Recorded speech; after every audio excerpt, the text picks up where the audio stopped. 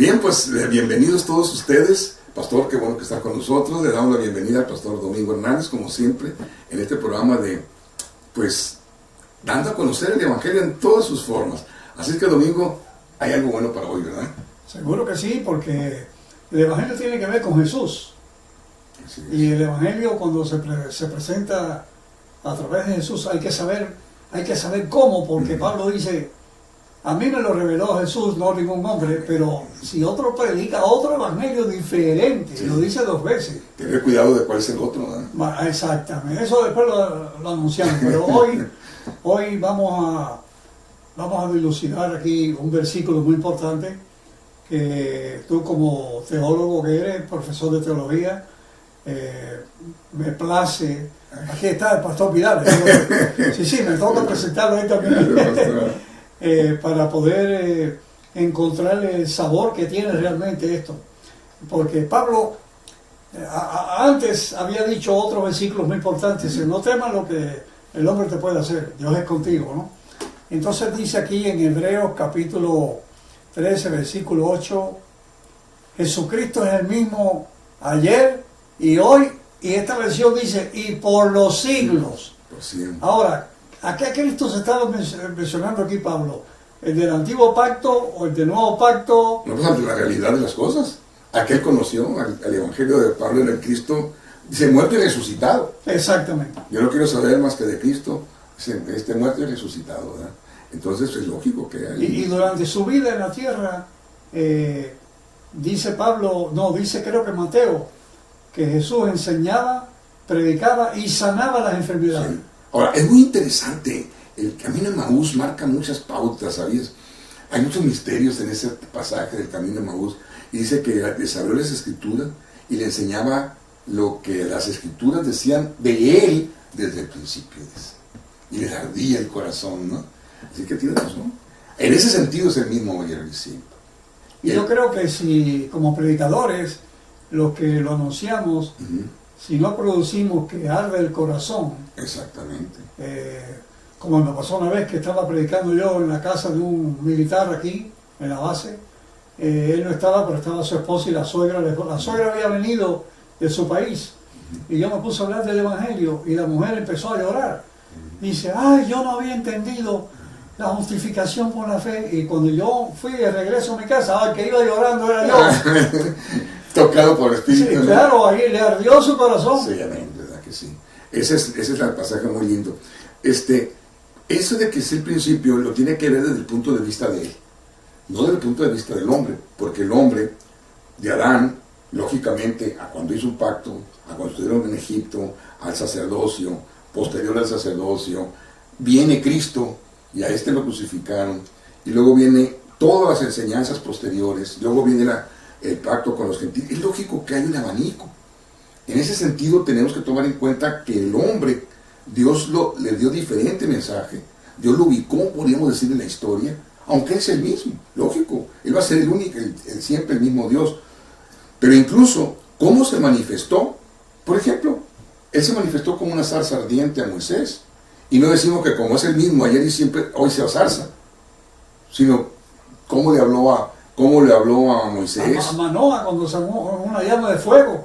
Exactamente. Y él se fue. Exactamente, o cómo le habló a los profetas. O sea, se manifestó de diferentes maneras. Hubo diferentes pactos también, y que tienen que ver con el tiempo, tienen que ver con la situación del pueblo, la situación, aquellos que iba el mensaje, lógico. Entonces, tenemos que ver que Él en su soberanía es el mismo. Él en su consistencia es el mismo, inmanente, ¿verdad? Lógicamente es un Dios eterno, pero un Dios amoroso, un Dios que se acerca, que incluso el Dios redentor en realidad es siempre, pero nosotros no lo entendimos de la misma manera, por eso nos envió diferentes mensajes hasta que vino Cristo y se puso en la cruz. Y aún así dice Juan: oigan ustedes qué triste esto, a los suyos vino y aún a los suyos no lo conocieron, ¿verdad? Entonces Dios se ha manifestado de diferentes maneras. Y sin embargo, fíjate, uno que persiguió a los cristianos, después se volvió tremendo defensor del Evangelio. Así es. Ahora, en Hebreos, como esas citas de Hebreos, en el 13, en el último capítulo, Hebreos es todo un abanico. Por eso se cree que sea un sermón. o sea, una presentación que tenía el autor, muchos de nosotros creemos que fue Pablo, pero en donde él va abriendo el abanico. En primer lugar les habla en el modo judío, que eran judíos los que sus interlocutores, entonces, conversos, por supuesto. Entonces, él va desenvolviendo, hasta cuando ya más o menos llega al quinto, sexto capítulo, entonces ya es más específico, ya para que ellos vean que Cristo fue una realidad. Entonces comienza a describir qué es ese, quién fue ese Jesús, quién es ese, por qué tiene las características de Cristo. No, en lo que dice en el 12, 1 al 3. No, pues te digo, va evolucionando, o sea, va viendo el abanico. El autor. Sí, luego les habla del Cristo ese como sacerdote. Luego dice que ya no se queda como sacerdote, sino que se convierte en ofrenda. Luego aquel que nos puso del otro lado de la cortina. Y luego esto es lo que dices tú, ¿verdad? Luego dices, retrocede un poco, miren, la fe, esto es lo que tenían la fe los anteriores, los patriarcas, se basaban en su fe. Pero pastor, eso que tú dijiste de Romanos, de Hebreos capítulo 12, 1 y 2. Ahora, ¿cuál es la fe? Es la que empieza en Jesús y termina en Jesús. Autor y consumador de la fe. Y esa fe es la que nos lleva a la gracia. Nos da a conocer. Porque la gracia no es por la fe. No. La gracia es soberana. Es soberana. Pero cuando no se tiene la fe, no se puede conocer la gracia. No se reconoce, pero no porque no exista. Exactamente. Si no existe la gracia de la fundación del mundo. Pero por eso Pablo dice en Romanos 10, ¿cómo creerán si no hay quien les predique? Sí, exactamente. Entonces dice, y dice Juan, yo lo que quiero es que crean. ¿Qué obra hacemos? Que crean. ¿Por qué? Para que se cimenten, o sea, nos cimentemos, nos enraicemos, como dice Pablo, en la bendita esperanza. ¿Qué es lo que Cristo hizo por nosotros? Que vino, murió y fue crucificado y resucitó por nosotros. Hay un predicador que tiene una congregación muy grande allá en Asia Menor, creo que es, y él dio testimonio de que predicó sobre la gracia, y una hermana que estaba enferma, cuando oyó el mensaje, se sanó. Dios la sanó. Fíjate, por hablar de lo que Jesús hizo a favor de uno.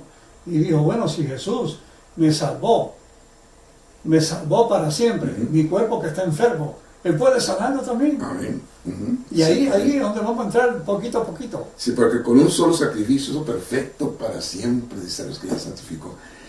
Eso es Hebreos también, ese es el abanico que está viendo de Hebreos. Y una vez perdonados, dice, ya no puede ofrecerse otro sacrificio por el pecado. Wow. Entonces, eso es el abanico que él presenta. Y eso ya lo está presentando en el capítulo 10 de Hebreos. Ahora, cuando llega al 13, ya pasó por el 11, el 12 y el 13, que es cambia un poquito el aspecto ahí, ¿no? Entonces comienza a hablar de la fe humana que tuvieron los patriarcas.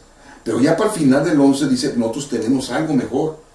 Y que dice, dejemos el pecado que nos asedia y cojamos la carrera que tengamos por delante. Puesto los ojos en Jesús, el autor y consumador de la fe.